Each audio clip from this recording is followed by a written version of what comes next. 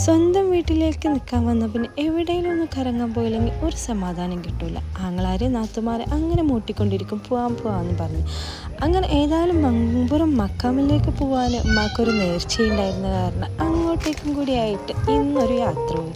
അങ്ങനെ ഇതാ ഞങ്ങൾ ബ്ലോക്കും കാര്യമൊക്കെ കഴിഞ്ഞ് അവിടെ മക്കാമിലോട്ട് കയറുന്ന വഴി കാണാൻ നല്ല രസമാണല്ലേ. രണ്ട് ഭാഗത്തും ഒരുപാട് ചെറിയ ചെറിയ കച്ചവടങ്ങളും നെക്സ്റ്റ് മിഠായികൾ കണ്ടു. നമ്മൾ പണ്ട് കുട്ടിക്കാലത്തുണ്ടായിരുന്ന ഒത്തിരി മിഠായികളൊക്കെ കണ്ടു.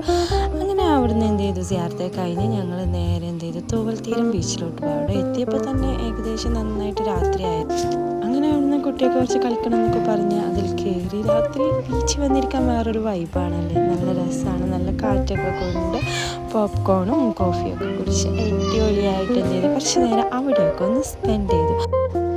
രാത്രിയിലെ ആ തിരമാലയും ബീച്ചും ആ ഒരു കാറ്റും ഒക്കെ ഒരു പ്രത്യേക വൈബ് തന്നെയാണല്ലേ. അപ്പോൾ ഓക്കെ, ബൈ.